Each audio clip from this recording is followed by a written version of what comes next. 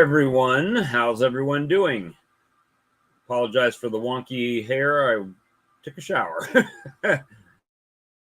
So if you saw the Swarm Rustler shirt that I wear a lot, that's a link to that shirt. If you want to order it, it'll be direct ship.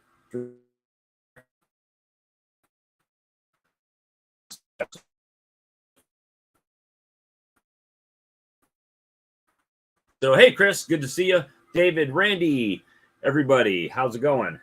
So today I went and helped out a bud. He lost 2 colonies out of his 400. 600 pounds today. Wow. It's a lot of honey, man. I worked my buddy's colonies. He had 4 going into the year. He lost 2, so he's down to 2, and I reduced them down, and we put some feed on them and let them go. Well, I say I reduced it down and fed them. Hey, son, buddy. And so, helped him out, loaded his honey supers into the truck, brought them home. It was 25 frames. I extracted it out.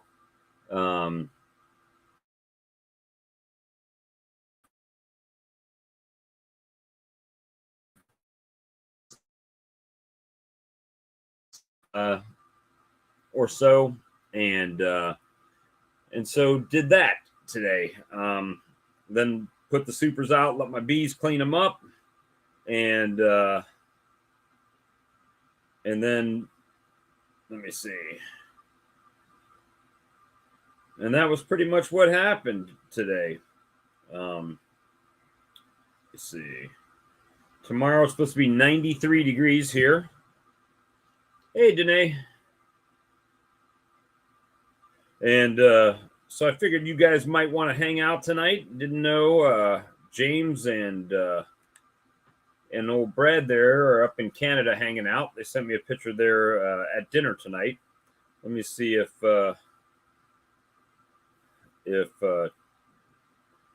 Charles is available tonight, and we'll put that out there. But yeah, just working. I got to get my stuff arranged. I've got to clean up all.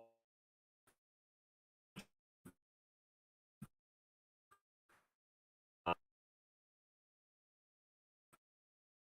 don't have those problems tonight. Little internet freeze up action. Hey, Honeystone, and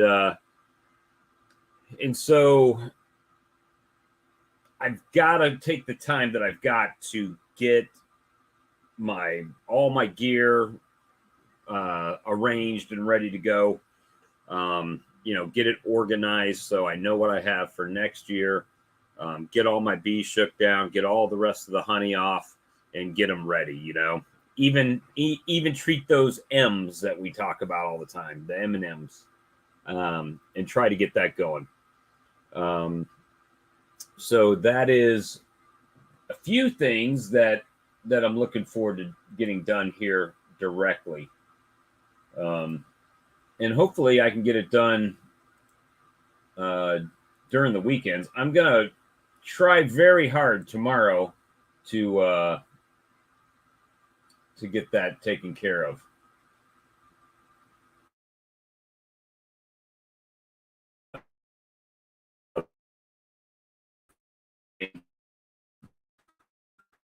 Acting a little bit feisty, just a little bit. Not terrible, but they're definitely that they're not enjoying what you're doing to them. Let me see here. Close that and come over here. There you go. Am I froze? It looks like I'm froze over on the tube over here. I don't know what's going on. My computer acting funny. Hey, Sean. Good to see you. So what's everybody else doing tonight? What do you guys got going on? Anything? Bueller? Ferris Bueller? Just, I've got to get that stuff. I don't know if I'm just going to give them the buckets or if I'm gonna try to bottle it for him. But he's got a bucket with a honey gate, so I'll probably just carry it over there and let him bottle his own.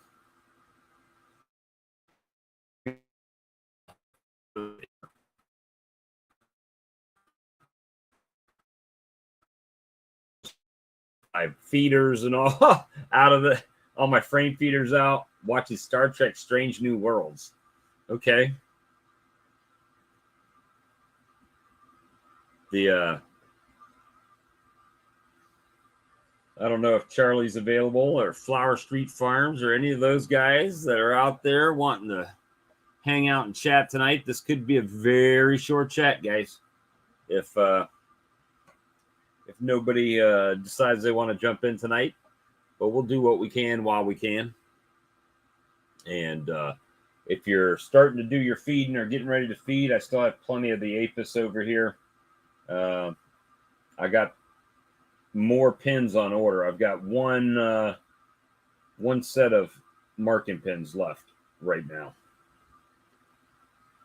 At the moment, Ed, if Ed's watching, I got his package packed up today with what he ordered. If you do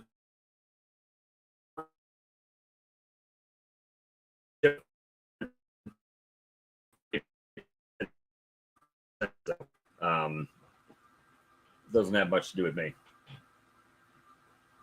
I did find this evening that I have another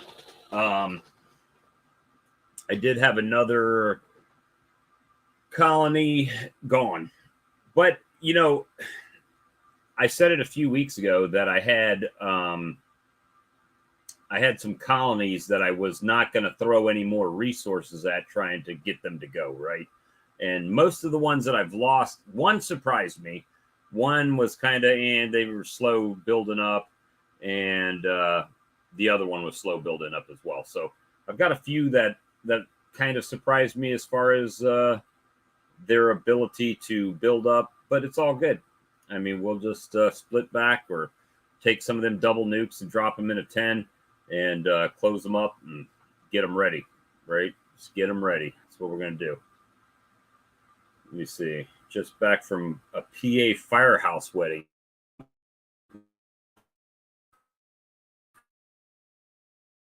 I have a little while ago, and I don't know why my camera's.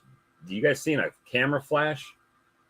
I don't know what's going on here tonight. I did finish all of my. Am I freezing tonight? I don't know what's going on. Am I freezing up tonight, guys? I might have to close some of these tabs down or something. I don't know. Close that down. I am freezing up. Crap. I don't know what's going on.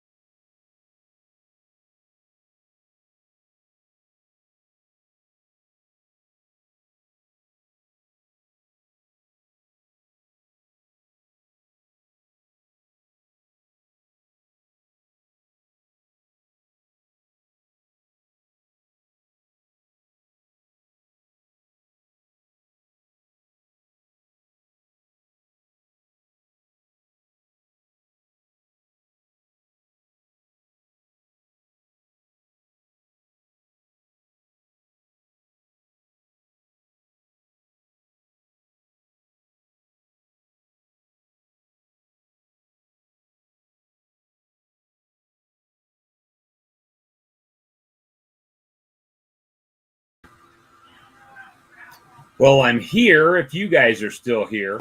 I don't know. I might have to restart this thing. Don't know. Can you guys see me now? Can you hear me now? The internet went out and had to wait on the old Spectrum. My wife's saying it's still not right. I don't know what she's having problems with, but it went out. All right, so you can hear me. Good. So right now it's working. We'll see how it goes. Hopefully, it's no more freezing up. The in the middle of the chat always that the internet decides to go out. And yeah, Sean, I'm going. I've got my tickets. I saw a post came and posted that they've sold 1,000 tickets in the first 15 hours. So that's pretty good. Ow. That is pretty good. So I'm planning to go. Sean's entertaining everyone. Nice. So this might be like the worst live stream ever. Just saying.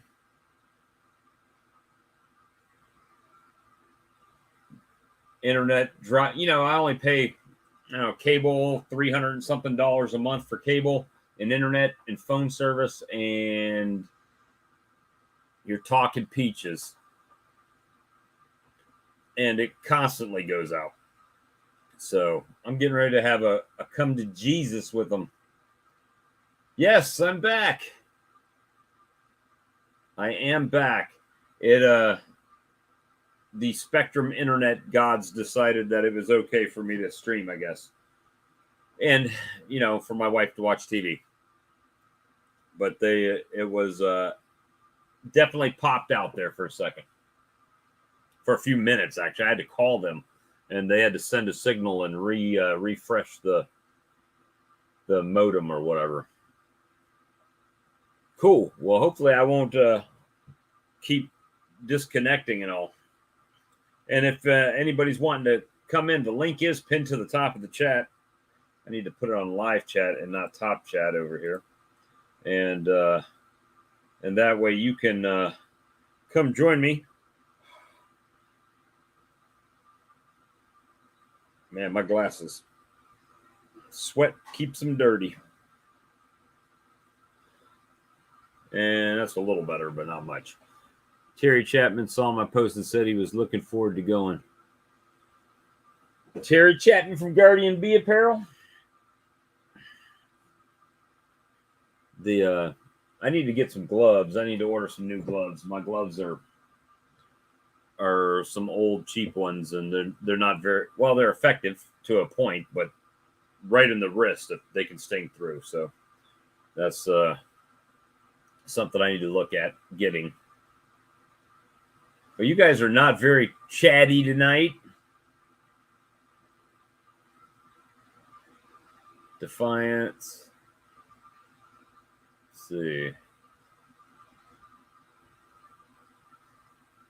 Let's see. I'm gonna go back. Okay. All right. So I think I caught up. I'm caught up with everybody's chat there. I guess Charlie's not watching or not seeing. And let's see. All right, guys. Well, apparently nobody's wanting to come in the chat tonight, come into the stream. So this will probably be a very short one. Probably getting ready to call it, actually. And we'll just see you on Tim and Hannah's stream tomorrow if they're having one. I haven't seen them posted up yet, so it's possible. It is possible. Let's see.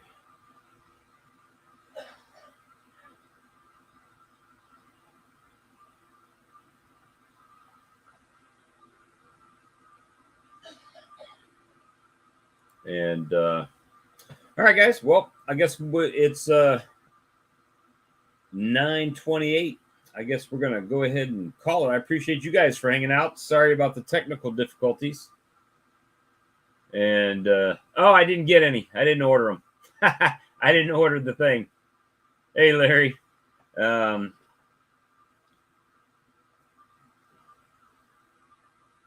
Just think peaches and you're all caught up. Funny. And so thanks to the internet, probably messed up the whole stream for tonight. But I did sell some honey today, about $45 worth.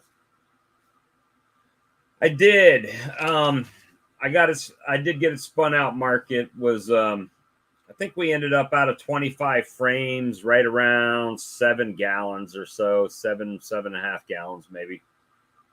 Not too bad for that amount. He lost 2 of his colonies out of his 4. So one looked like it was hive beetles. The other one definitely looked, it was wax moths on the other one. So wax moths are wreaking havoc on mine as well. So I've got another one I found that is was in trouble. So I'm going to have to clean that out tomorrow, along with a bunch of other work I got to get done. And, try to make it happen, get the stuff cleaned up, get it ready, get it pressure washed off, get it ready for wax. All that good stuff. Cat. But yeah, we did. I got it done. So I went out there and took down 2 of his colonies, shook his bees down on the other ones, and harvested his honey, spun it out, uncapped and spun it out, put the boxes out to get robbed out, and then get cleaned up.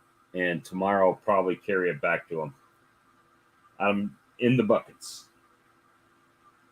So we're gonna see how it goes. Who was what? Hey, the popcorn man himself. Hold on. All right, now I got everything. You just saved it. I was literally getting ready to cut the stream off. Really? I started the stream and started talking. I sent you a text, and then the damn internet went out. But the stream kept going. I just had to join back into my stream once I called the cable company and found out what was going on. And what was going on? Just, I don't know, man. They had to send a thing and some kind of signal to the box to get it jump started, I guess. Defibrillated it. And that's pretty much it. What you been doing today? Oh, I went out to the bee yard and took and worked on a couple bee problem bees. Problem bees? Well, like that little hive there, it's only 2 mediums tall. Finally, I had been putting brood in there and trying to put eggs in there. And so I was looking through their hay sourwood, and darn if I didn't find a virgin walking in there. So I said, yay, finally. It's been giving me trouble all summer long. Trying to might still kill her now that you've been in it. I don't know. I went through I seen a couple queen cells where they had, had jelly where I had broken them when I raised it, right. things up. And they could still repair them. But like I say, I found a virgin in there. So I said, okay, finally, I put a queen in there. They had a queen in the beginning of the summer. Right. Went queenless, put a nuke in there with a queen, went queenless again. So now there's a virgin in there. So hopefully in the next 2 to 3 weeks. You still got drones flying around? Yeah, some, So I don't know. We'll see what happens. We got so the guy that I went to help today that Sean was asking, his name's Mark. And he let me tell you this. So Last year he had double knee replacement, right? Right. And so he couldn't work his bees last year. And he would go to his bee club meetings and all that stuff. And he asked his bee club, he said, "Hey, I'll pay somebody if you can come out and work my colonies because I can't get in them because I can't stand." Well, he messed around with them for a while, and nobody would help him. So then he calls me. I'm like, "Yeah, sure, I'll come out." And then this year he had 8 discs replaced in his back, so now he can't lift nothing, and it's hard for him to stand. Back problems, and so I went out there today. He had 4 colonies, and 2 of them were dead. They were dead outs. They were just empty boxes, and 2 of them looked pretty good. So I pulled his honey for him and reduced him down and put some feed on him, and let him go. He's just not able to get out there and do it. But how old of a guy is he? What's that? How old is he? He's a little bit older than me. I mean, he's our age. Retired veteran, whole 9 yards. But it's that says a whole lot for the local bee club. Yeah, and that's kind of what he has not been back in over a year because of that. He's like, well, I had one help each other out stuff, I had one of my members. It's been 2 years ago, and basically he's a veteran too, and not that old, I didn't think. And anyway, he had one of his he had his leg amputated below the knee, and so he was worried about. He called me up and he said, "I don't know what to do. I got the bee, 4 or 5 hives and all this kind of stuff." And hey, Shane and Mark, I said, "What about the young guy that's, he was mentoring?" Well, he's trying to, but he doesn't know. So I went on. I said, "Don't worry about it." I said, "I'll be up there." So it was closer in the fall, when this happened. And so I went up there and managed the bees and took and vaporized the hives for him, to kind of get the mites under control and that kind of thing. And so he wound around, and here he come into the house here one day. His wife was a driving. This is the next, I'll say, summer. Right. He gave me like $150 or $200 gift certificate for Home Depot. No, that's nice. For appreciation and stuff like that. Well, see, so like today, he said, "Hey, just let me know how much I owe you." And I'm not that guy, right? If I'm helping you because I want to help you. It's not it's not about the money. So if you give me money, then it's like a tip, right? I'm not charging you. And I extracted the honey out and all that. So I've got a 5-gallon bucket, and I still have some coming out of the table and stuff like that, right? So I've got about 2.5, maybe 2.5 gallons up in another bucket. So do you think it would be too much if he's got 7.5 gallons if I give him the 5 gallons and I keep the 2.5 for extracting it and doing it? Sounds reasonable to me. I mean, because 2.5 gallons, all right, that's 12 pounds a gallon. 36 or around 30. Let's see, you got 24 plus 30 pounds, maybe. Yeah. Got it's 30 pounds. So that's what, $300? $300 when it's sold. Yeah. Good enough for me. And then you got the wax too, if you do use wax.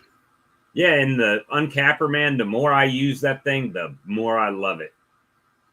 It's like like everything else, you get a routine and a rhythm well, and something. you know the ins and outs of the machine, how you can tweak it and all that kind of thing. It's like I was watching Joey Raw, and he Thanks, was Ed. using Appreciate that. Joey Raw, and he was using the hand truck style hive lifter.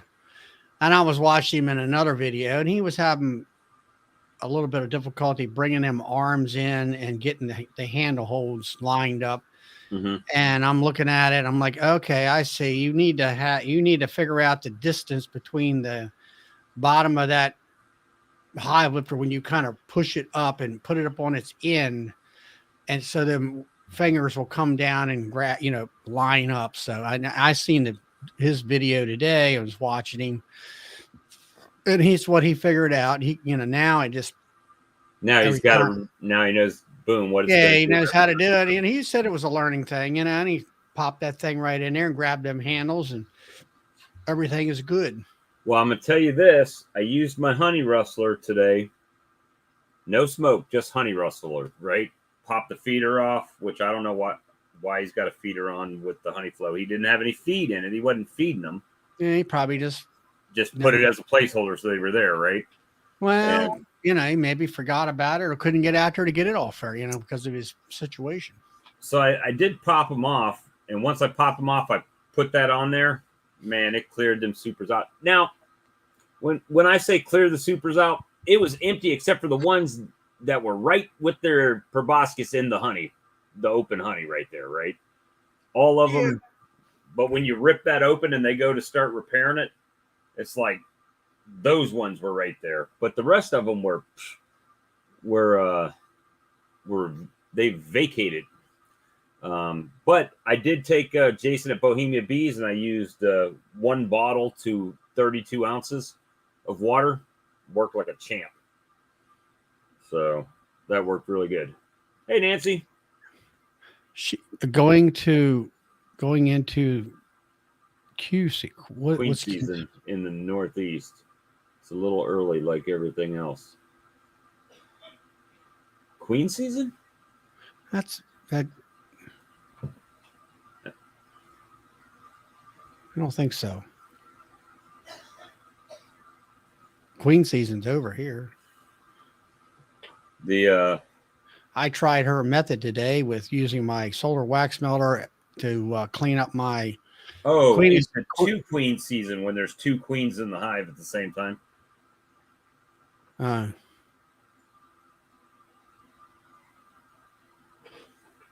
So it worked great, Nancy. That's you, Ed, right there. Got it packed up and waiting on the mailman. I got you now. I put that queen excluder in that. Of course, it was, about 2:00 this afternoon, 1:00, I guess, maybe. And really bright and sunny and hot. And I went, of course, it wasn't real heavy wax on there, but still pretty good. And 45 minutes later, that thing was clean. Right. Except for maybe a little bit of residue on the wires. I don't know whether it was more like a propolis more so than wax. And I went ahead and put another one in there that had pretty heavy propolis. And I went ahead and let that lay in there for at least an hour. And I went out to the bee yard to check out some nukes and stuff. And came back after I got done out there. It was probably more than an hour, but it was same thing, clean. Actually, the little tub that I've got in there where it catches wax, it actually had wax in it. I'm like, I actually got some wax off of these things, I mean, anything with any amount, So I poured it full of water, so right now there's some of it on the darn tub itself. It's stuck, so I'll have to scrape it off. But that is a labor saver, because I used to use a heavy duty paint stripper heat gun. And, you sit there and you hold the gun over top of the wax, and finally it gets to melting and it'll fall off the the screens and all that. And shoot, with this, you just luckily my wax melter is big enough to where it's not it's it's just enough to get that thing in there, and it could have been built a little bit bigger, and as far as putting it in there and catching everything, but it works great. Well, I I see everybody made a video about it, so a little help tip video. Mention Nancy in there because she's the one that gave me the ideal. I see everybody using like pressure washers to clean their old comb and stuff off, right? With like Brad had his video out today, and I watched it. You're talking about the foundation. The foundation, yeah, but everybody's got concrete to do that on. I don't have any concrete around this house. You come off the brick and you're straight on the dirt. Really? Yeah, all the way around. You don't have a pad or anything that you used to. Nope, just in my porch, and now it's enclosed, so I don't want to be pressure washing in there. No. So I might have. There was one guy I watched a video, and it's been several years back, where he took a tub and he put. Do it in the bed of my truck. That's not a bad idea, because I got a rubber mat in there. I could just do that. Yeah, he put the foundation sheets in a tub and water solution, and I don't remember exactly. It was some kind of detergent. I don't know whether it was Dawn or something of that nature, and let it soak for. It might have been 4 or 5 days. And then he pressure washed it, and I mean, it looked like it was brand new. Wonder if it was bleach or something. I don't know. I seen it years and years ago, and it was one of them. He was one of them how-to guys, or like I think he also is the same guy that, that's when everybody was trying to make their own vaporizers before ProVap came along and all that kind of stuff. Right. They were using torches, and he was making his own. Bottling tank or something like that. He had a different spigot on there and stuff. And, everybody was trying to make something cheap. And, I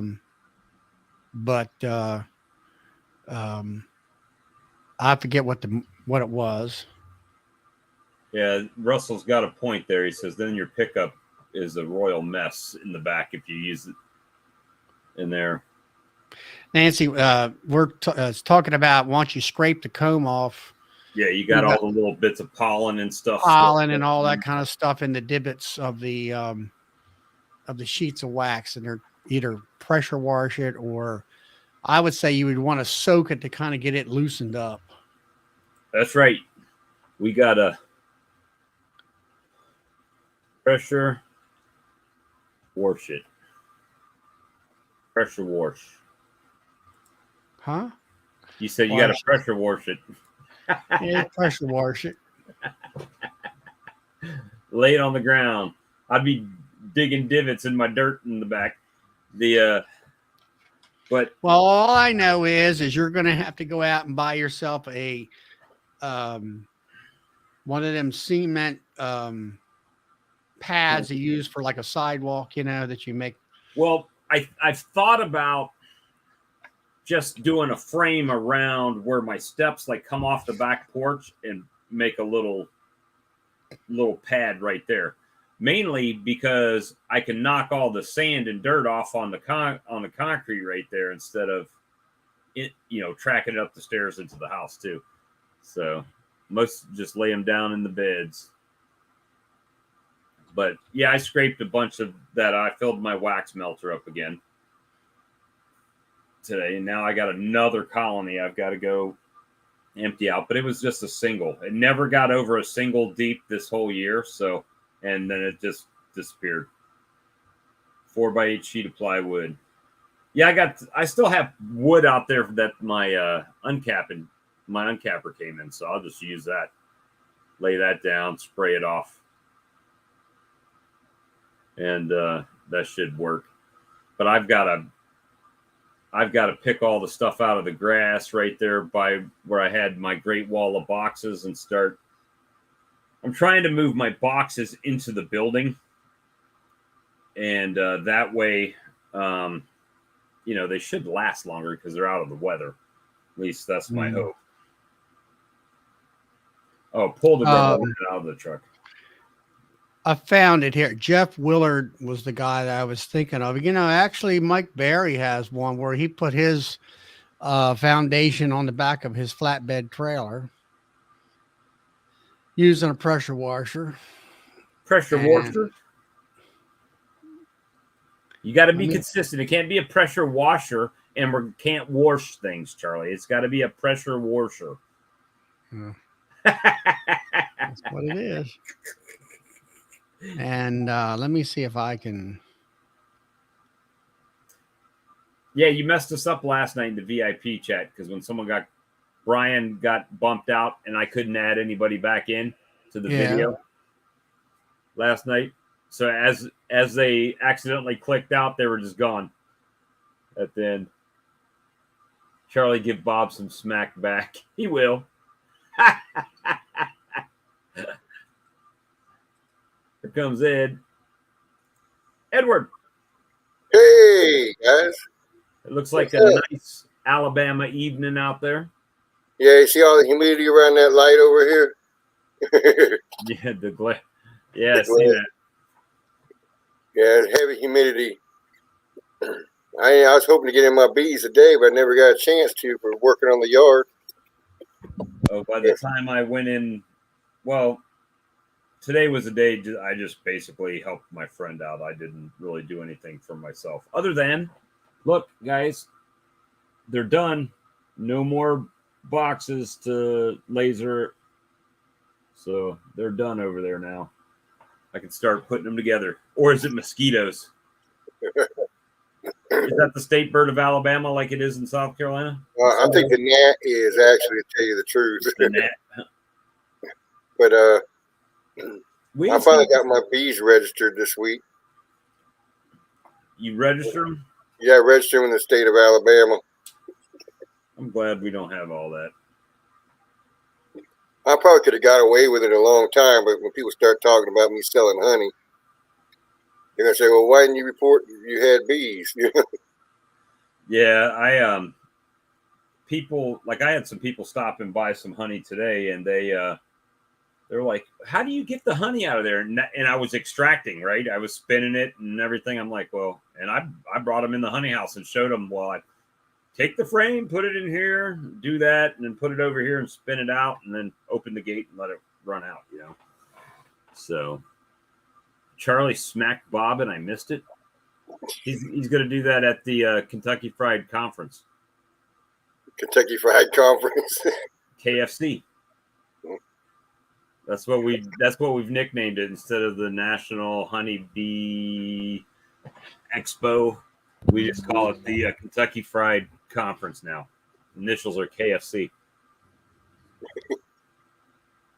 It was on dishwashing liquid, but he let it in there. He soaked them for 2 weeks, and then hit them with. Yeah, I mean that's awful long time. And then he hit them with a pressure washer. And it took it right off. Yeah, shoved it right off there.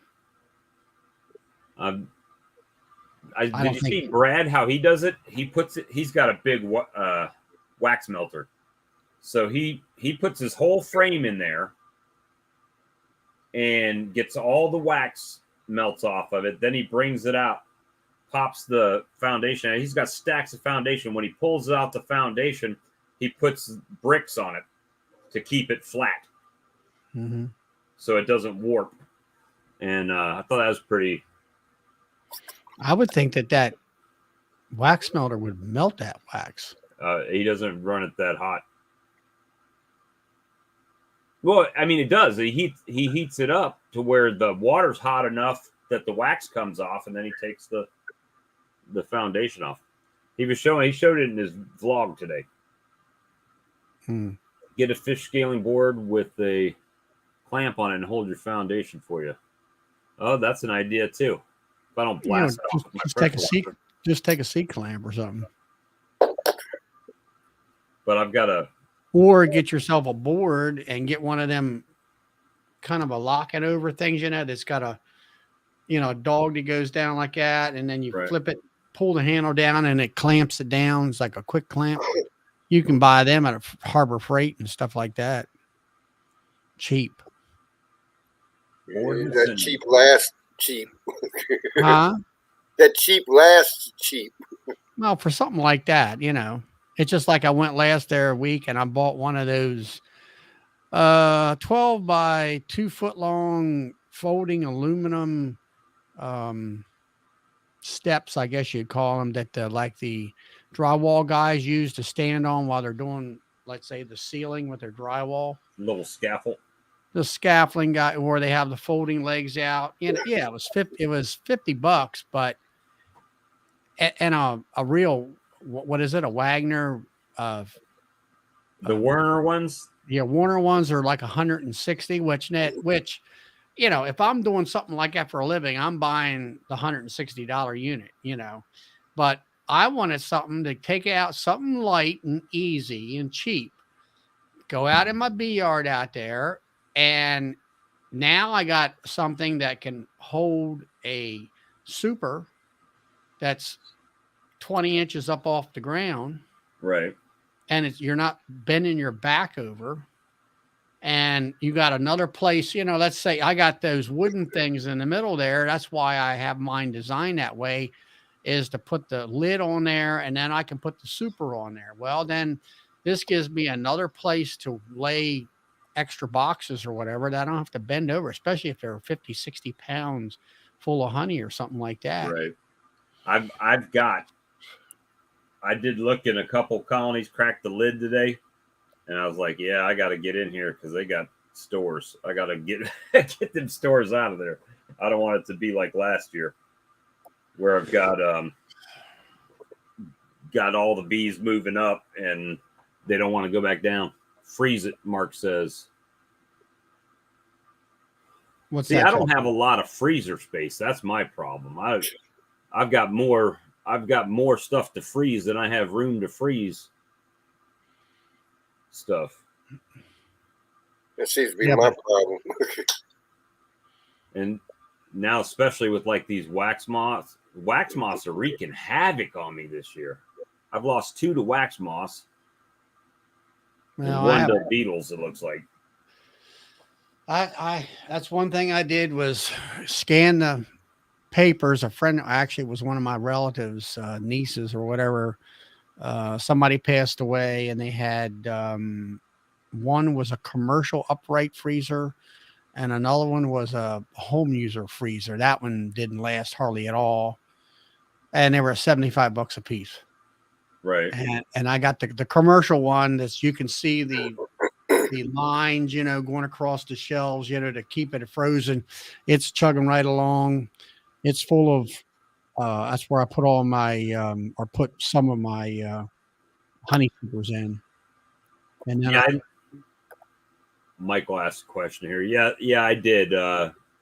Last year when they were spraying, I not registered, but I notified them that I had bees on the property. So for mosquito spraying, not that it would make a difference. They sprayed a mile and a half away and my bees are there. They're going to be dead anyway. But let's see. What's Grammy says? What is it? Deidre is that in her freezer. I'm not a very good reader there. I thought it had an A on the end. Deirdre. But let me see. It might have. DC. Well, anyway, I got 2 chest freezers, the biggest you can buy, and I bought them brand new. And they're completely full of my honey. I went into one of them, and there when I was putting them, putting all the supers in, and ranging them and all that stuff. And I did see a darn waxworm down there, a caterpillar or whatever you want to call it. Well, when I scraped those frames this evening into the solar melter, if there was a waxworm in there, it went in the melter too. It's going to get sizzled. Yeah. But I got all that frozen, and I try to be as chemical free as possible. When it comes to mites, I'm going to use whatever I can use to keep everything alive. I saw DC's apiary there on Dan Garrison's video, and yeah, man, he's got how many colonies you got out there? It looks like you got a ton. I don't know if you guys are doing like a shared type of yard or something or what, but there's a lot of bee colonies. Look like.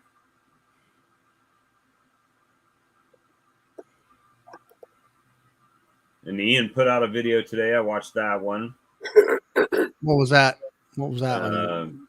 He said a little. I think it was titled something to the nature of a little success after yeah, I saw that one. That was spring. where they went through the honey house, and then he went out on the truck. Him and the one daughter, I guess it was.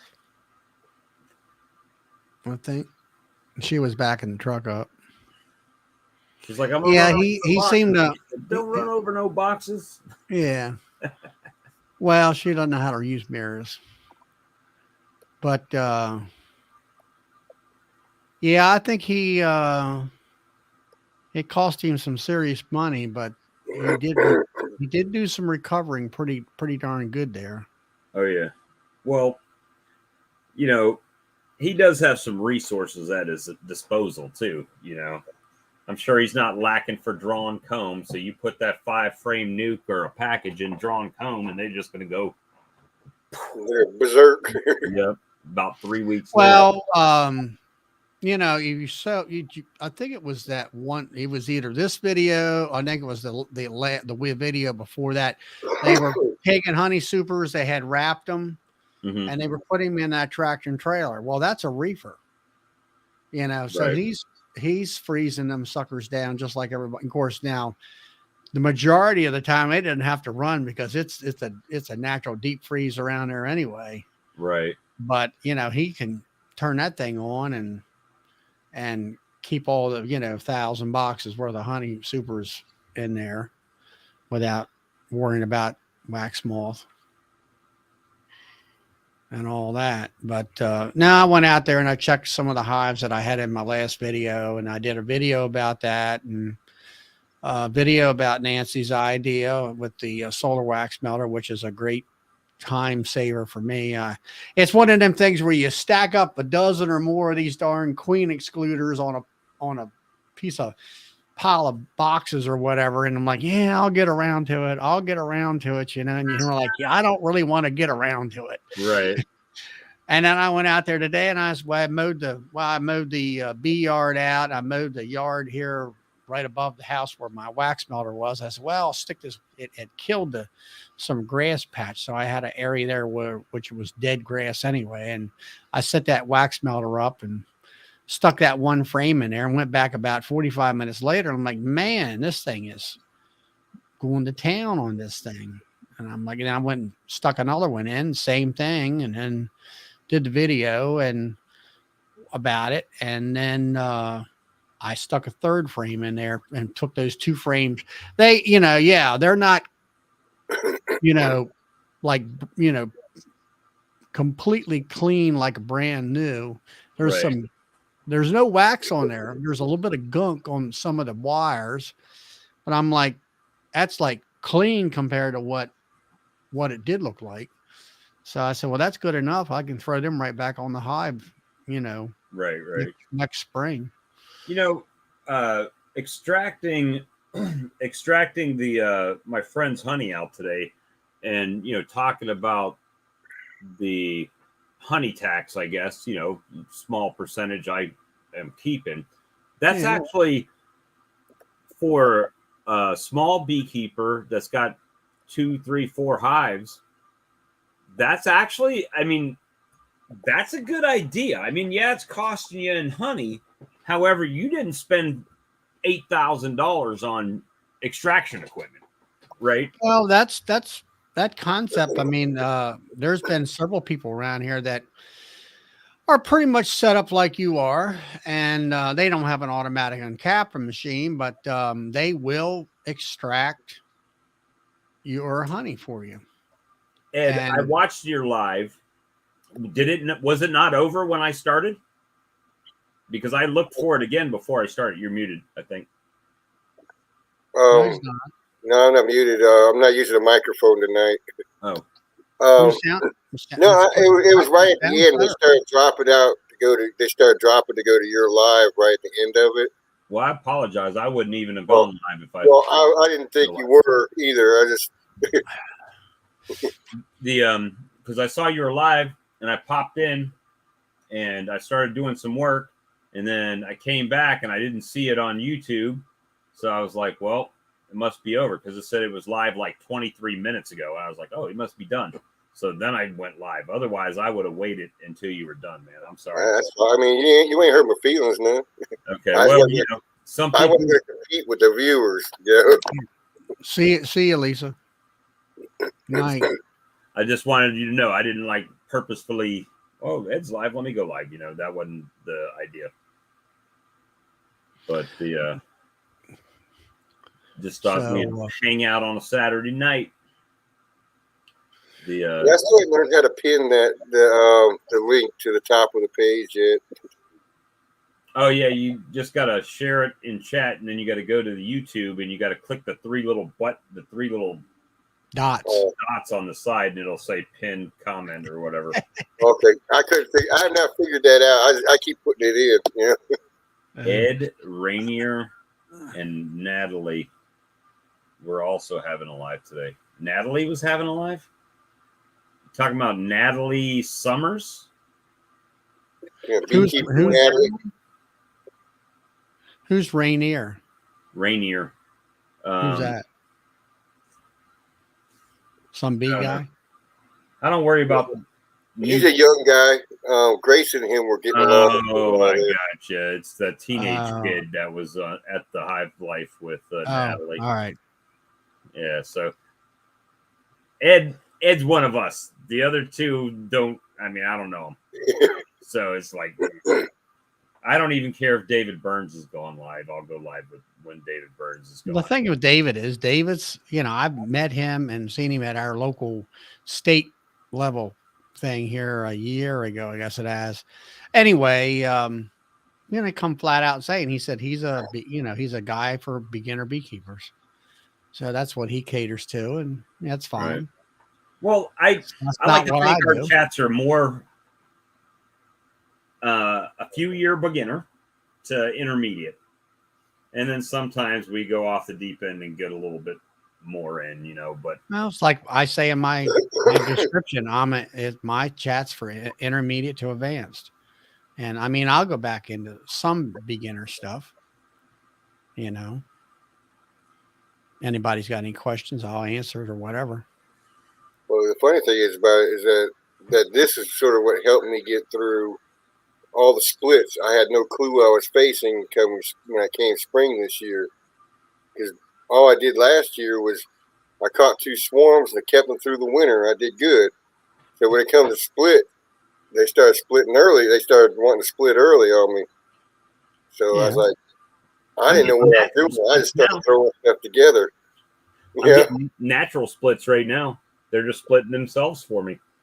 Some of them I catch, some of them. Yeah, I think one of mine did a natural split on me because I had them all marked. And I went back through the hive last week and found a queen with no mark on her. So I went back through to make sure there wasn't 2 queens in it. And so one of mine naturally split and I didn't catch it. Yeah, I went out. It was funny. The other day when I stopped the truck, when the guy stopped to buy honey, right? That hive was swarming. A hive was swarming. And then today, I didn't do anything to that swarm box. It's still in the same spot. I never opened it, nothing. And then today, I go out there. Guess what? Swarm again. Where are they going? Right to that box again. So I don't know if they stayed or if they left. It looked like there were still bees going in and out. There's nothing in there. It's not like there's any stores to rob out or anything like that. So it's they're talking about David Burns. Oh, well, I like that, DC. What do you say? I just get tired of the certified master beekeeper stuff. Oh. Well, I used to watch it. I told you guys I used to watch his videos, and when he started adding pollen sub to his feeding jars, right? And I did it, and it's like all I got was plugged up feeder jar lids. I was like, what the no. And then I was like, that didn't even make sense because that's just a suspension. It doesn't dissolve. It's just particles floating around in water. So when the water and syrup starts going down, then those particles start plugging up the holes in the jar like a sludge in the bottom of it. So I did that one time and that was enough. And I'm like, this guy's full of crap. And then that was it. Yeah, DC. I mean, I looked into the EAS Master Beekeeper certification and what you had to go through and all that. I can tell you the first thing you need to go through your bank account to make sure you got the money to pay for the tests and course. Oh yeah, and you can take that test. You only have 5 years to get it done, and you can do it 3 times or something like that. But anyway, David Burns he's definitely a beginner beekeeper teacher, and he breaks it down, really simplistic for a brand new beekeeper to understand what's going on. And that's his and that's a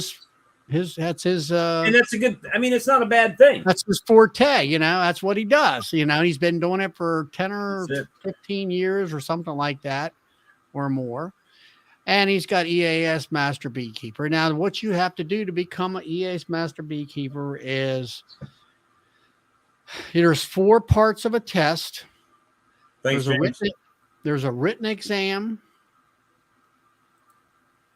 Anyone can learn something from this. So chat. Anyone can learn something from this chat. Okay. Well, anyway, there's a written exam.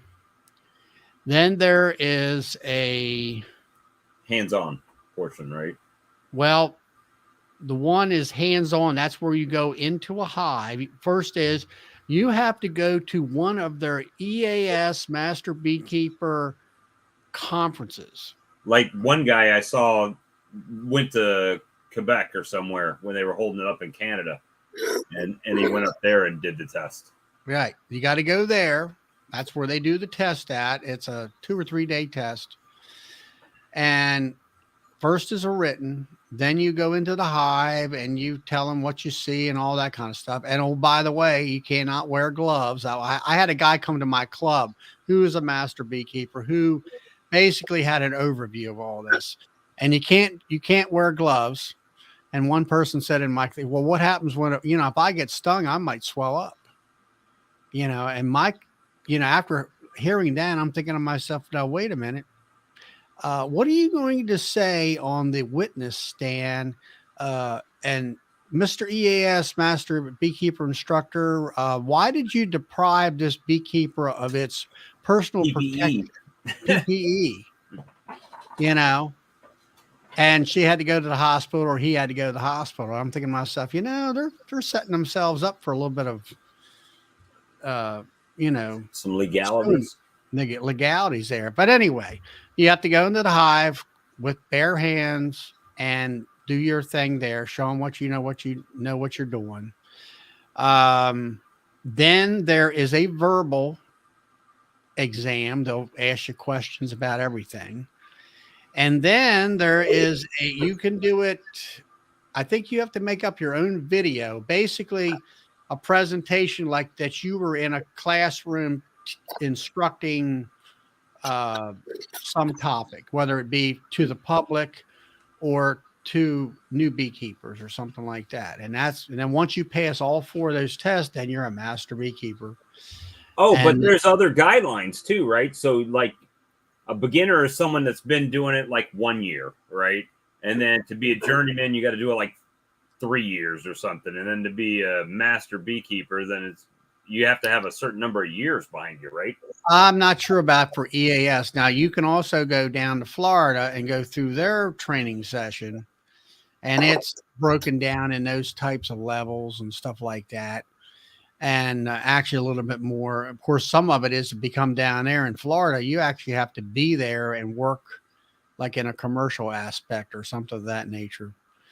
And I Googled it. I'm going to see what we got to do. but anyway, I don't know. It's like what it amounts to is it's a certification that's more for a person who wants to teach.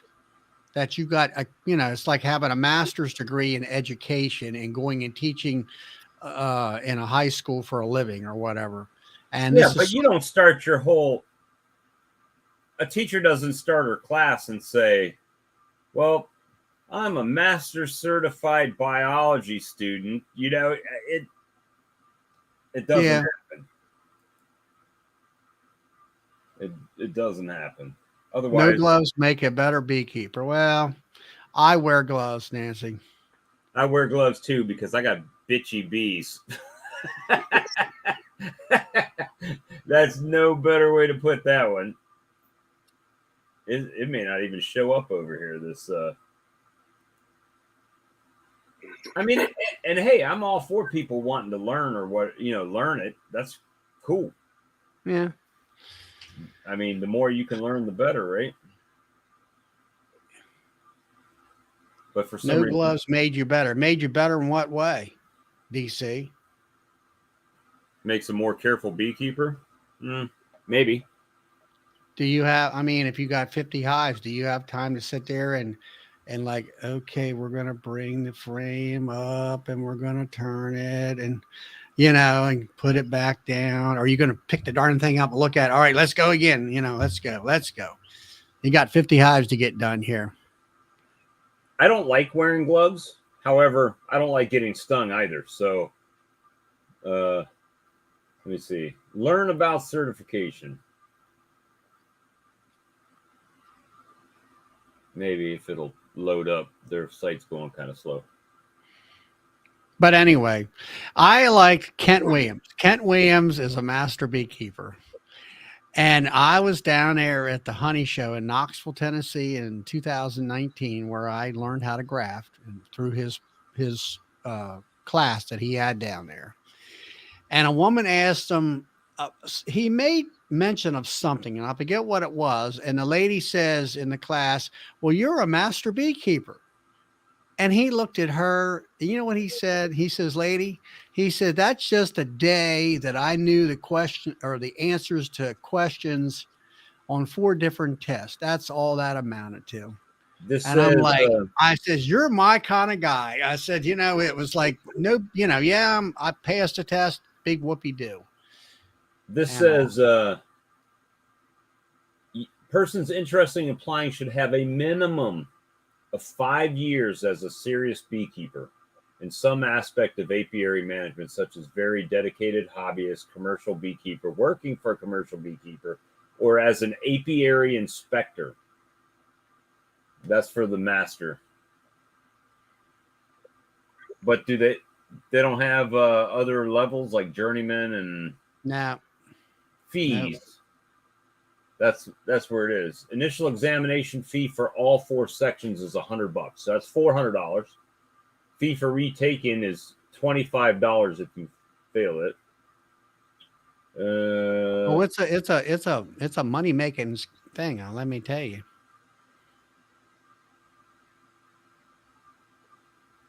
Is there an application fee? I bet you. First come, first serve basis. So I guess first thing is if you want to go to EAS conference, the first thing you have to do is become a member of EAS, which is $35. Then they hit you up for $300 for the conference. And look at the, sit there and look at the itinerary for like this last conference that they had up in New Hampshire, I think it was. And I'm like, I know this. I know, I was looking at, we were going to go up into Maine. I think it was the one year. That was when COVID came along and they canceled.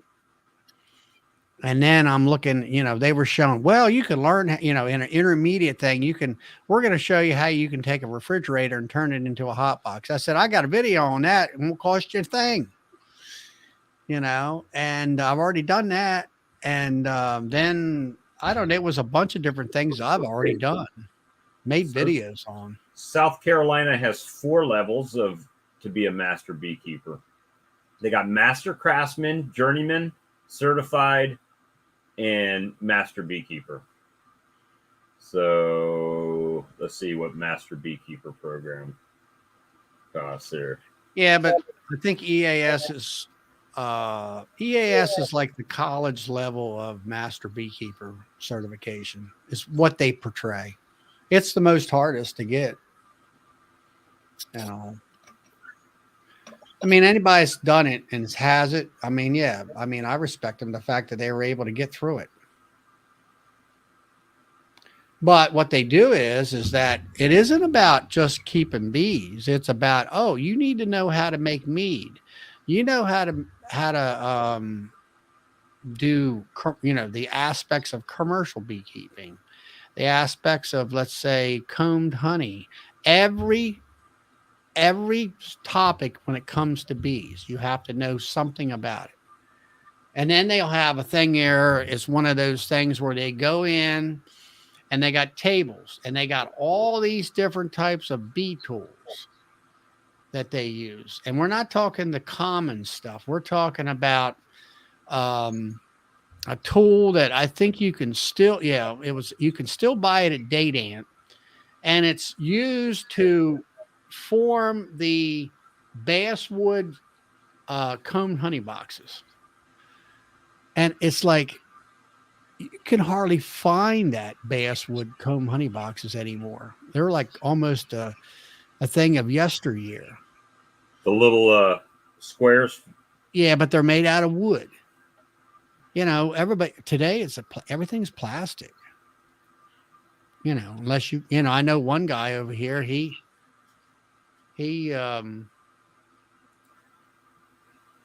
I don't know. He was looking for that, and it's the same guy. He's a master beekeeper. He'll get up there. I'm Joe Blow. I'm a master beekeeper. I'm like, yeah. So what? I says, by the way, didn't all your bees die? Yeah, they did. You know. I says, well, did they revoke your license as a master beekeeper because all your bees died? You know. And that's what I like to say to this guy, you know, because I don't know. There must be a Fox Plus sighting because we just jumped up to 339 viewers. So welcome everybody. If you're just joining in, we're just sitting back and talking some bees tonight and about certifications and whatnot. But you know, at the end of the day, I think it's good to get the knowledge. So not doubting it, but I think that beekeeping associations offer that as a way to make money. That's a fundraiser for them. And the certification? The certification, yeah. Well, I mean, association. I mean, when it comes to beekeeping clubs, they don't have nothing like that. You know, most clubs I don't have no, but it's like they have EAS certified beekeeper, the Eastern Apicultural Society. They also have a WAS, which is a Western Apicultural Society. And guess what? It's the same guy that started the one on the East Coast. He moved to the West Coast. Now he lives in Washington State, and he's a retired college professor. And if you look at the itinerary of the speakers at EAS in New Hampshire, all but one, which the one was Bob Benny. He was the only one that we know of that's a real beekeeper as far as being a commercial guy for 50 plus years. The rest of them are PhDs. And I'm like, all right, well, that's fine. I mean, you're sitting there experimenting and you're trying to solve problems within the bee, the bee yard or whatever scientifically. But I'm like, can we use that right now? Well, no, we're still working on it. And I'm like, okay, well then, okay. Come back and tell me about it when you got it perfected. Yeah, there he is. See, we knew you were there. We saw the numbers jumping. We appreciate it. Now if we can just get them to like and subscribe. Yeah, hey, Fox. But the and I think, as far as honeybee. I think there's very few universities that actually like. I know the University of Florida and University of Georgia, and Minnesota. With I think it's Minnesota. Megan Mil, not Megan. Yeah, well, there's Megan Milbreath. She's very good. And what's the other one? WSU. So I mean, there are some apiculture type of. I think it's more. What do you call it? Anthropology. I think I that's guess I don't know. No, it's not anthropology. It's shoot, starts with an E, doesn't it? Entomology. entomology, right? Which is Yeah. Penn State is prominent in that in the bee world. Hey, Vince. And Gagne. what's the one out there in the Midwest? Minnesota. I think it's in Minnesota. But what was that gal? She's pretty famous. Or she is famous. She's developed a bee. You know, they were working on Varroa. Michigan State's got a program too. So, I mean, there are programs. Hey, Todd. But there's programs of study for bees. But are those people actually going to be beekeepers when it's done? Or are they going to be teachers? I went to Westchester where Nancy belongs also to that club, and they had before COVID they had their own little 1-day conference, and I was up there it's been before COVID, I guess, and they had Megan Milbreath. Now she's in Minnesota, or it's in that area there, and she's let's see, state inspector or something, you know. We're almost over 1,500. We got 1,479 viewers right now. Now we're over 1,500. So I'm the champ again. I just KO'd from the other night. Thanks to Sue Kobe. Yeah, there's Sue Kobe. There's Hope. Yeah, Sue Kobe's one of them. She's in that area out there. But anyway, I went into this class and it was talking about going from sideliner to commercial. And I'm sitting there listening to this Megan, and she's pretty young. And I'm listening to her, and within about 5 minutes, I'm like, you know what? She didn't learn this out of no book. She might have a college, you know, she's got a degree and everything, you know. And I'm like, I can just tell the way she's talking. She lived this stuff. And sure enough, she pops a picture up. She's 12 years old. Her dad put one of them aluminum hard hats on and put a veil over top of that. And her father was, you know, semi-commercial beekeeper. And she grew up in the business as a kid. And, you know, she's talking about, like, in her talk was about, like, okay, you got to make a decision. Are you know, you got telescoping covers, which is for folks like us behind the, you know, the backyard beekeeper, intermediate beekeeper, versus commercial guys are going to use migratory. They're not going to use bottom boards. They're going to use pallets and, you know, all the stuff that we know about what Brad and all them guys do. What is all this? That's the Fox Plus people. Hey, Fox Plus people. Good to see you. Good to see you. I'm going to try to do this correctly here.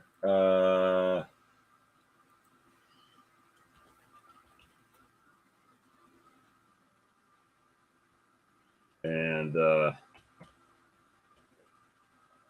gotta do my little thing here. Where's it at?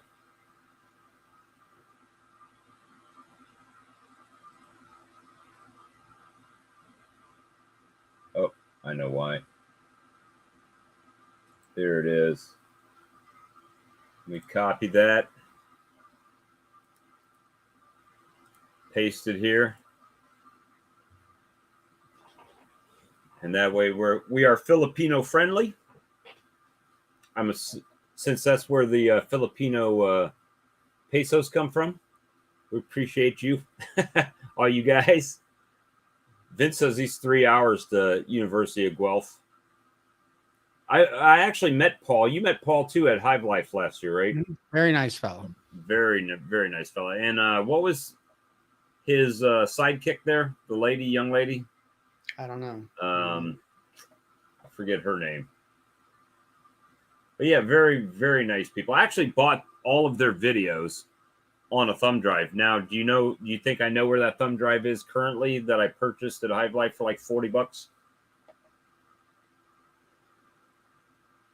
Save the bee, save the world, plant trees. Exactly. Exactly. But did you hear, Charlie? They sold 1,000 tickets in 15 hours. Oh yeah, I've seen that. And what was it? They did 600 or so, something like that, in the first 5 minutes. Well, that was you. You were there in line buying 600 tickets to scalp. Well, so I guess to put it mildly, we don't know what the ticket limit's going to be for this year. So if you're thinking about going to the Kentucky Fried Expo, you need to get your order in, because it may run out at some point. Which, if they got food trucks, was what you were saying, right, Charlie? Food trucks, I don't know. But if they got food trucks, that means they're not responsible for the food. And if they got enough room, then maybe they can really blast it open this year. I don't know how many people that Expo Center holds up there in Kentucky. Oh, I think it holds probably 4,000 people or more. Oh, really? Maybe they'll just blow it on out. Hey, there's still a Greyhound, DC. They still have Greyhounds out there. Take you like a week to get there, probably. You're muted, Ed. I was reading out loud. Okay. Jeanette said your wife is funny, Ed. And I'm like, I'm trying to think. She walked behind you and threw up the rabbit ears. Oh, that was Stephanie, my stepdaughter. Oh, I didn't even catch that. See, now they're laughing at me. Hey, Aaron, good to see you. I don't like you that much. That's funny. Take Amtrak. I'm trying to find. They posted that about the ticket sales. It was on Facebook. Yeah, I know. I'm looking at Facebook, and they should put a counter on the webpage for how many tickets they sell, and just every day you can go and refresh it and see how many it is. So it'll be a good time. I'm trying to talk. I was trying to talk my wife into blocking some rooms at the Caesars Casino Hotel, and I think it's a Hilton property as well, Charlie. But it's not close to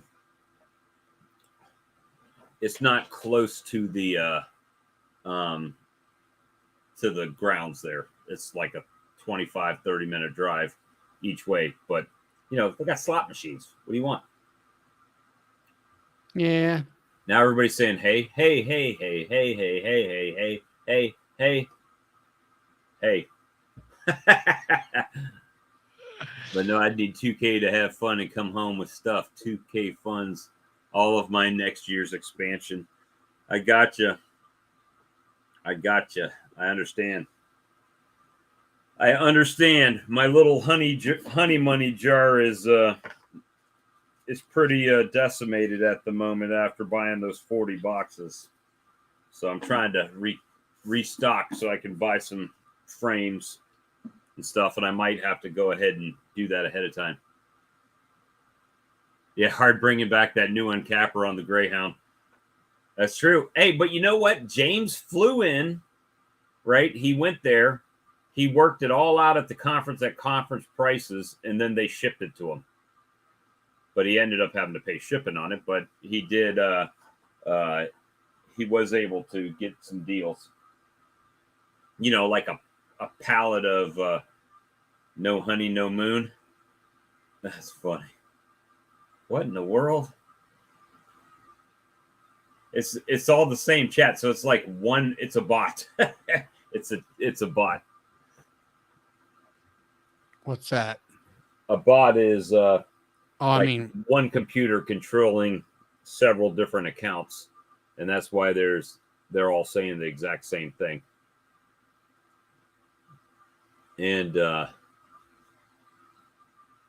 it's a bunch of different accounts for sure. But the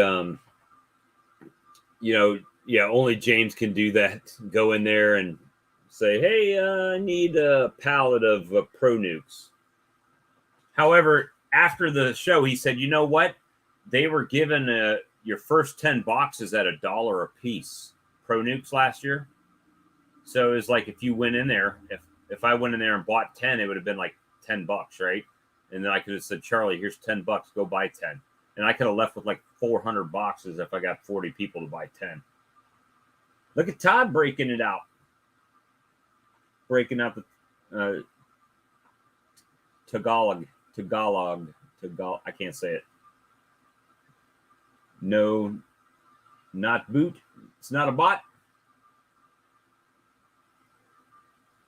It's individual people. Bob's Beekenomics. That's it. We need to get back to Beekenomics studies. Really need to see what we're going to plan for next year to try to generate some. Sometimes Beekenomics drives me nuts, especially on the growth rate. Look at there. There's Carl. Hey, Carl. And you know what? Last night, Brian tried to get in. It was after the stream there, and he got in, and then he accidentally clicked off, and Charlie had left, and I couldn't add him back. So I apologize. That's probably why he's not in here. He's boycotting us tonight. But the yeah, I might have to fix that. when are you going to start treating the M's? Have you already started? Oh, I've already done that. I've got Aprivar in right now.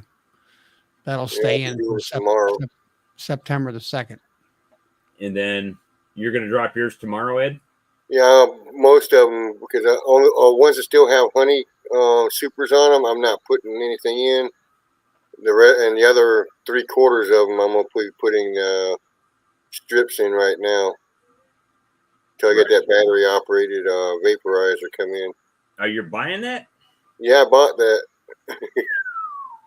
See, y'all talk about my expensive purchases. The only reason I haven't bought one is because the one that I have cost me $500. So I paid $225 for the one I got with shipping. Oh, you didn't get Larabi's. You got a different one. No, I got that one. Remember, I put the screen website in the page a few days ago. Was that Green Beehives? No, it's Honeybee Care. Yeah, let me know how that one works.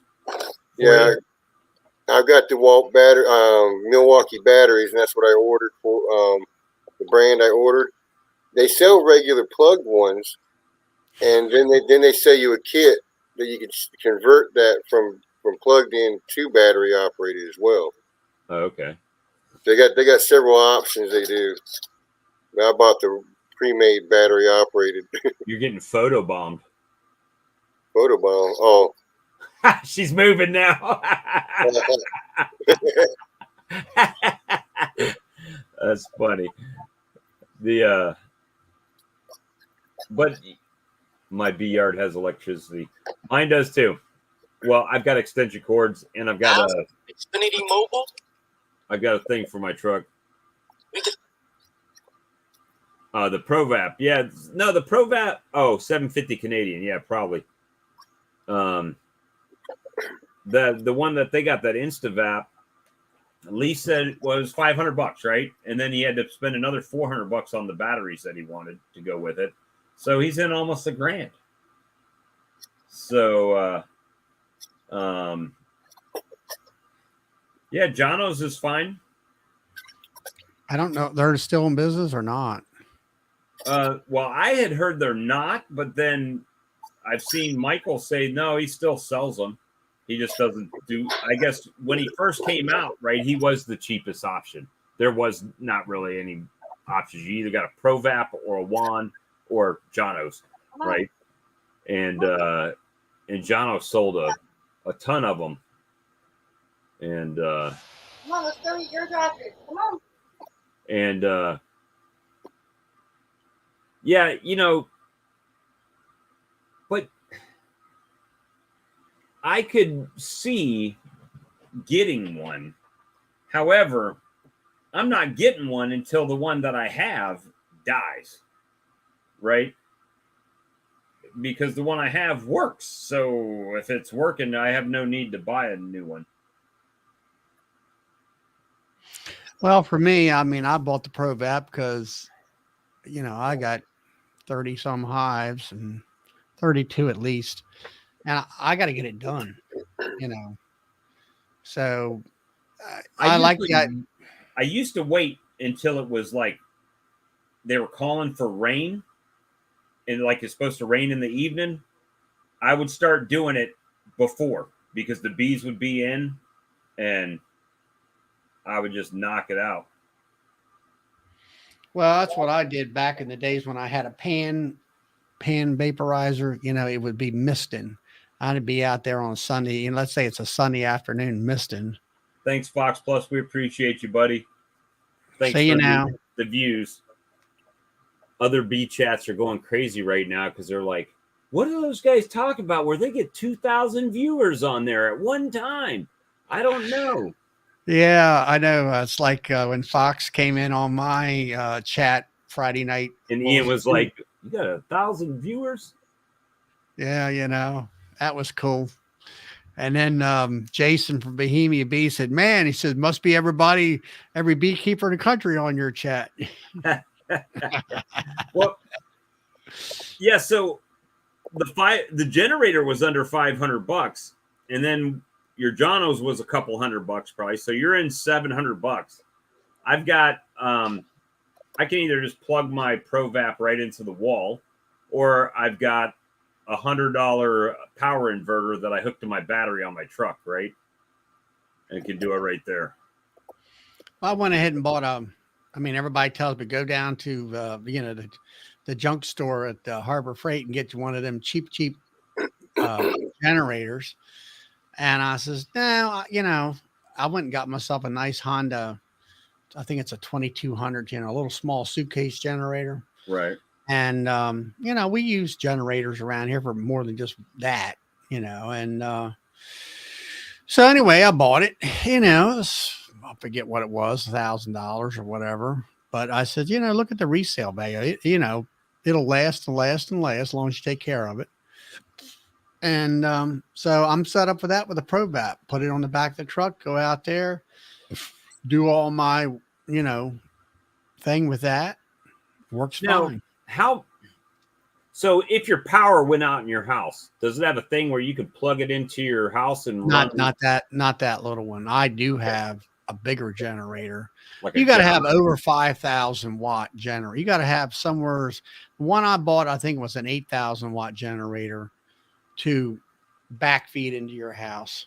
Oh, he's got a Predator 2000. It's a suitcase style. He says, like, kind of like what you got there. Yeah, I mean, hey, whatever works, man.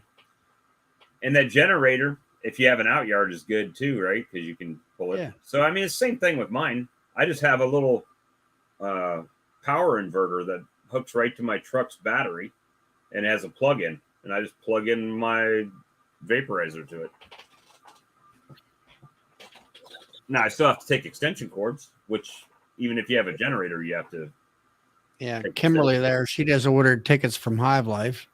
I should be getting a commission on those things, man. We probably sold 500 tickets just from our streams.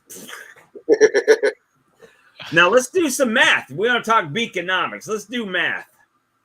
Let's math. Well, we did. What was it? How much were a ticket? 165, right? He's got $165,000 already. in That was 15 last night. In the first 15 hours, they sold 1,000. 1,000 plus, I think it said.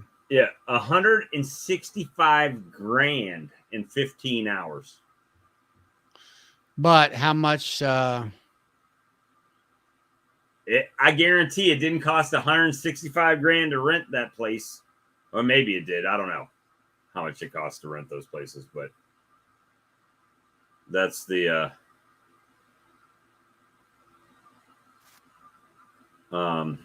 But yeah, that's a ton of monies. And then, hey, that doesn't include all the vendor dollars, all the vendor tables. They got to pay too, right? So it's gonna be big, guys. It's gonna be big. Yeah, they do. I mean, I'm sure like when Ian came down, they probably paid for the tickets and everything to get him there, and the hotels and all that. Yeah, those instant vaps. Yep, you got 2 tickets. That's what mine was too. 330. But the instant vap, I mean, I like it, don't get me wrong, but I don't like it enough to spend $900 right now. Now, I guess you could use smaller batteries, right? I know Lee goes overboard when he orders, so he probably ordered the biggest battery that it would fit, and chargers and everything. So,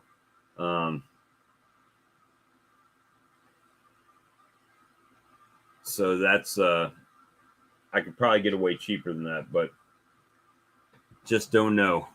Use the.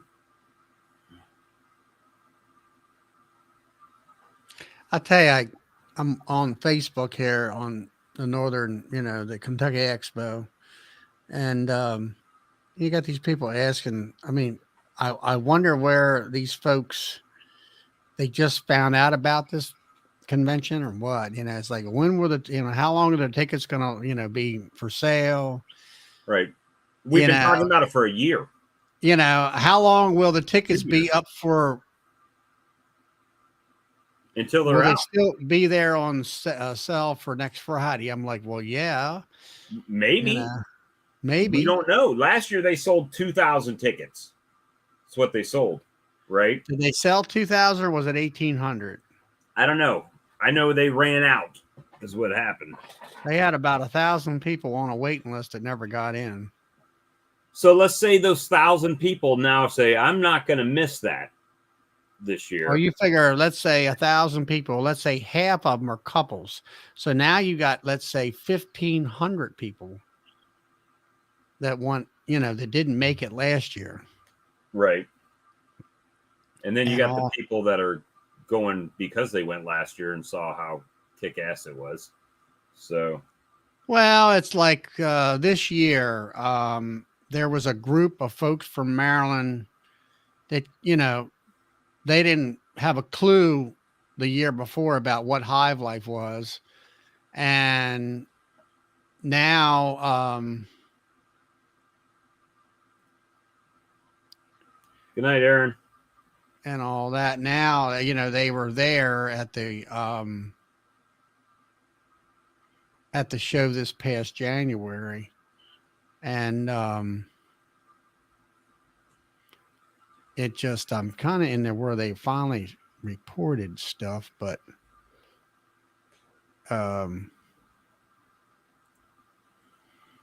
well, if people are wanting to come to the Kentucky Fried Conference that we're going to be at, here's the link.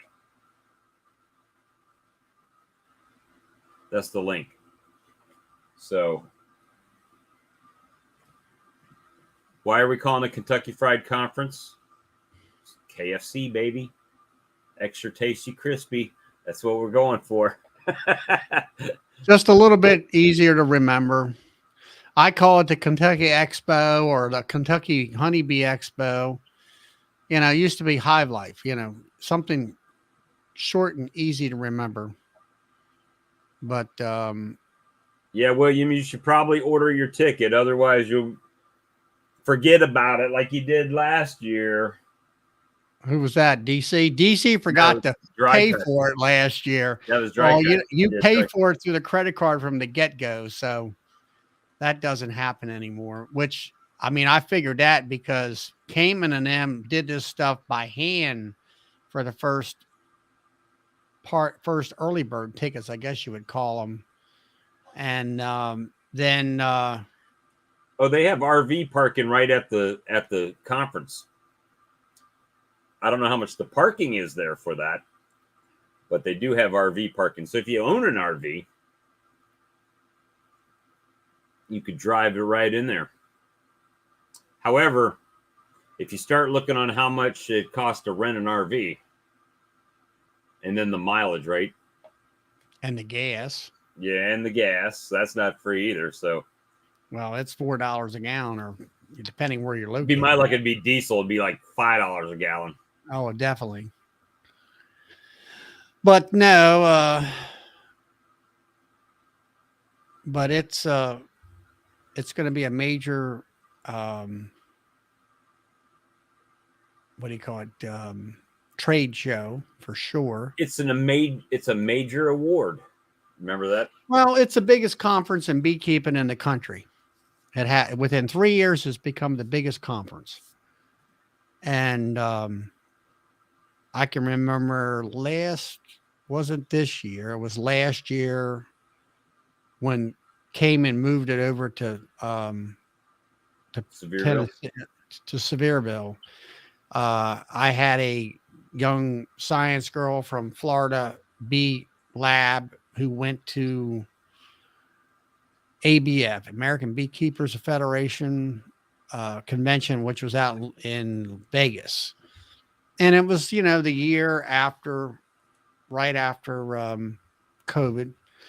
And I said, well, how's, you know, I had her on my club meeting through Zoom. And I asked her, I said, well, at the end of the thing, I said, you know, you were at Vegas, you know, what was the participation as far as the amount of people coming in and all that Well, stuff? I'm going to tell you how that worked.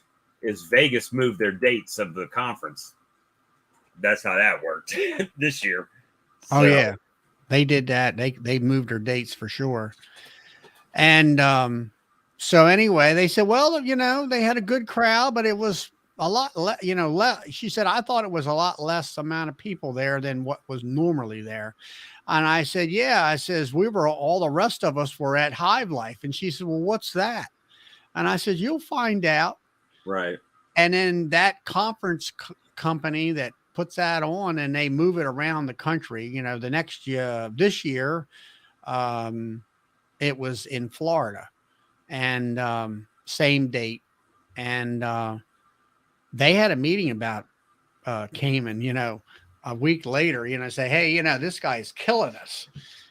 And all. I mean, in that's, I'm gonna tell you what, and I realize that a lot. You know, being an Apis distributor, I talk to bee supply stores and stuff like that pretty frequently, and none of the people have heard of Apis.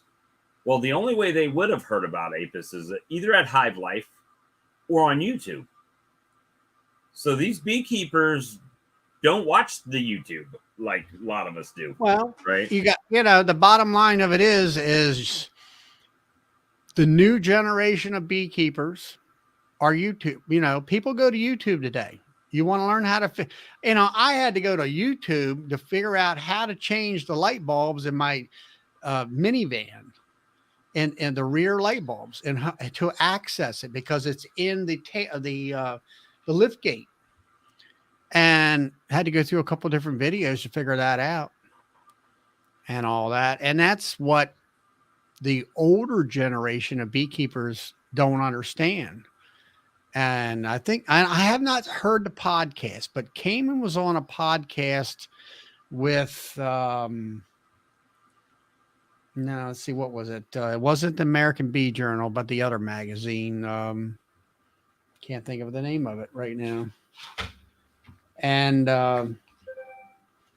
Bee Culture, one of the guys that's in Bee Culture, and they did a podcast. I would like to maybe listen to that again. And I heard that he did a great job explaining, trying to bring the two groups together, the two camps, I guess, the YouTube camp and the older generation camp that, oh, we're going to go look at a magazine. Well, Cayman doesn't advertise in any magazines.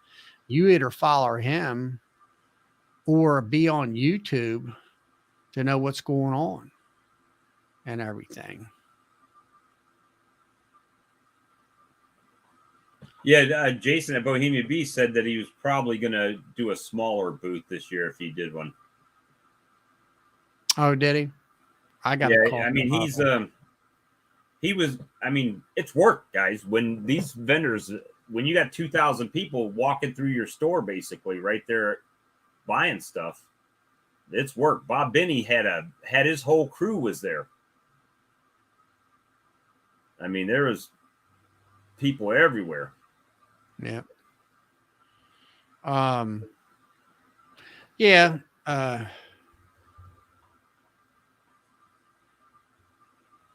Yeah, it is a lot of work to do events. You should have saw even Dirt Rooster. He couldn't walk away from his booth right there. Of course, he was right by the entrance too. Yeah, he was at the entrance and everything. Cayman, I don't know. So speculation on Cayman not on YouTube very much anymore.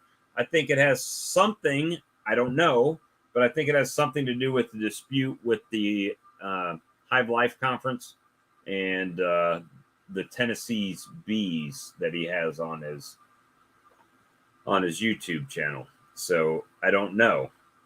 So I don't know. If I was Cayman, I would just take the Tennessee's Bees off of there and just be Cayman Reynolds. Everybody knows him as Cayman. When I go to look for Cayman Reynolds, I don't look for Tennessee's Bees in the chat box. I look for Cayman Reynolds.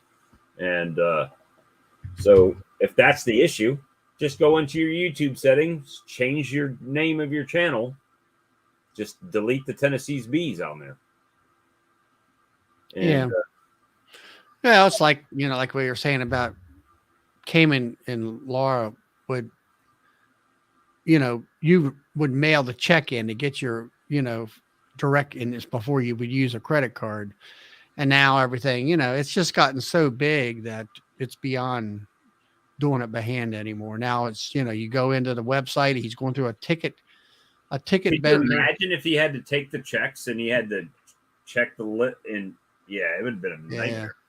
Yeah. No, I mean, now it's, he's going through a ticket company, I guess you would call it, ticket service. Well, I mean, my tickets are already printed out. I mean, well, that's the way they've always been. Well, I mean, I thought last year you could pre-order tickets and then, I mean, I don't know. If you bought your early bird tickets like I did, that you saved. There, or did he disappear because he's still on his thing? I don't know.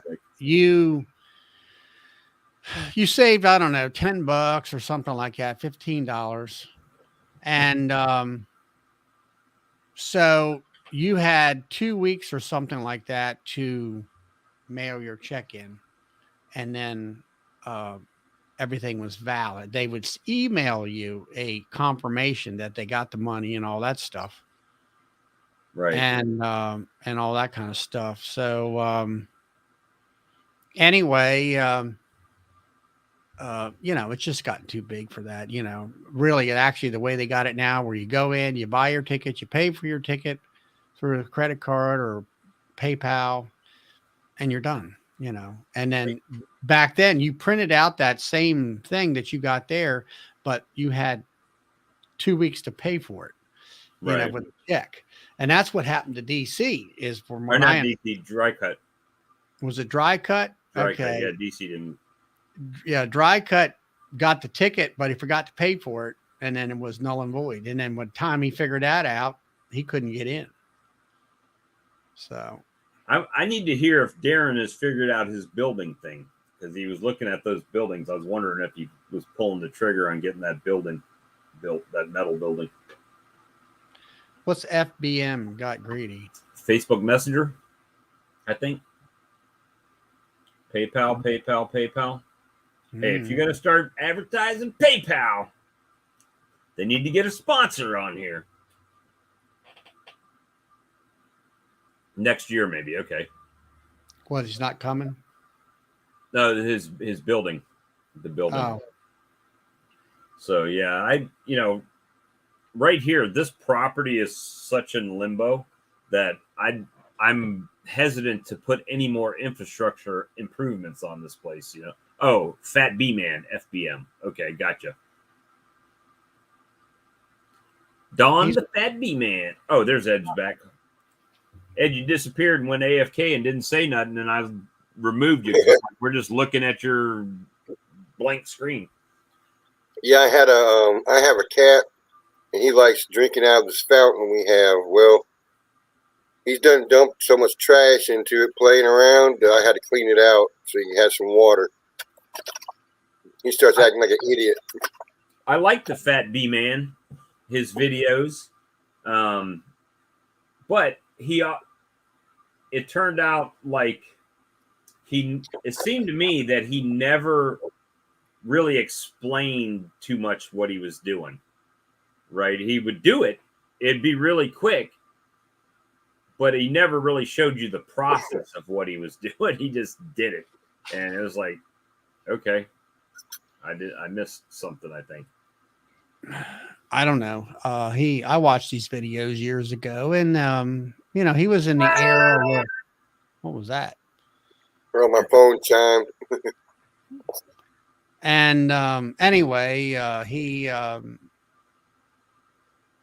started out, doing the bug sprayer with the oils and stuff, trying to, they didn't know much about the mites at the time. And then he went from that to the oxalic acid, which he said that he had a guy from overseas who were doing that, but before we ever got a hold of it. And then yeah, that's Mark's right. He said that's because he wanted you to come take his class. Did you take his class, Mark? I know Greg Burns did. I know David from Barnyard Bees did. Well, I mean, Greg Burns was one of his proteges. He managed his live chat there for quite a long time and all that stuff. Oh, did he really? Yeah. Yeah. Pat B Man couldn't make it. Well, then he needed, there was some other guy on there that would manage the computer part of it. And Greg would step in occasionally and do that kind of stuff and all that kind of thing. How much did he charge for his class?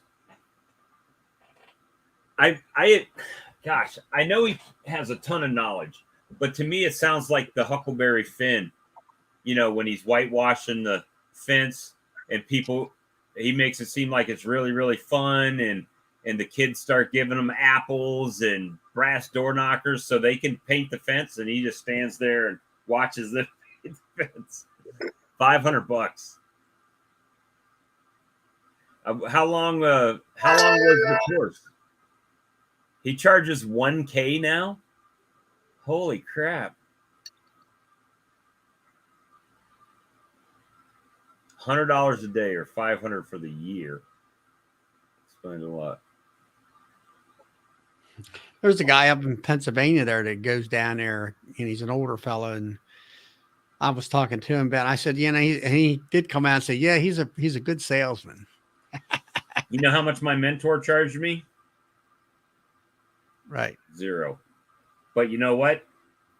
I was free labor for him. It's like, if you're willing to come help me and learn, then I'm willing to teach you. Right.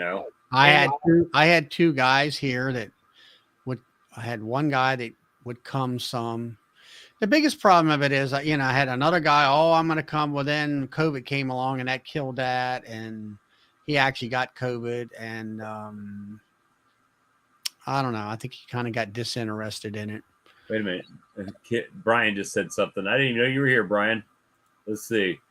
Fat B Man is all about cash. I paid to join his chats, quit after 3 or 4 months. He asked us when he could join. And I felt like saying it'll cost you. Oh, he wants to come on your chat?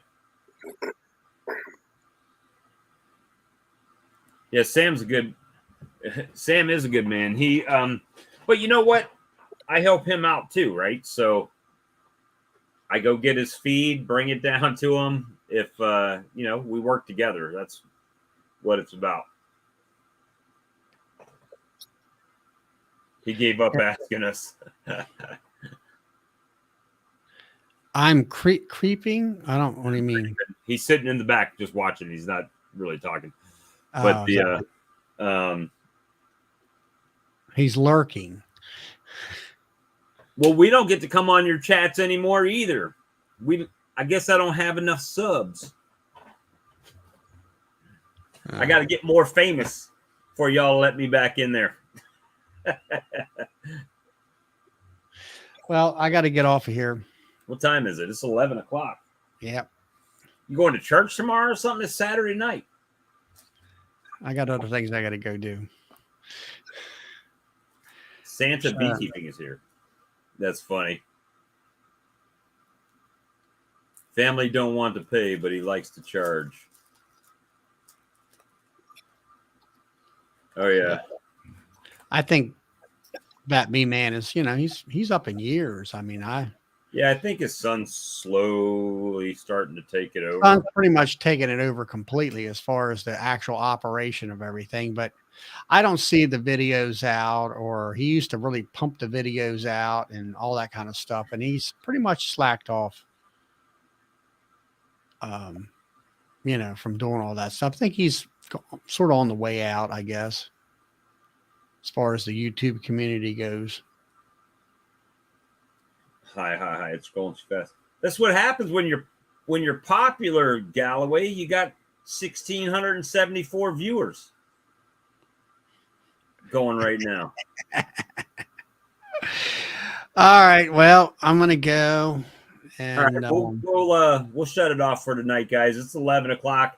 We appreciate you guys. Thanks for coming in and listening to the hijinks. Sorry about the internet collapse at the beginning of the stream, but we appreciate you guys, and we will talk to you guys again soon. I think I haven't seen update thing pop up for Tim and Hannah's, but they usually go Sunday night at 8 o'clock Eastern. So come join us. And you know what time it is. If we shut off the stream, if people jump in afterwards, we hang out for a little while and just talk. So anyway, guys, thank you. Thanks for all the super chats and stickers. Ed, thank you. And we'll talk to you guys again later. Good night.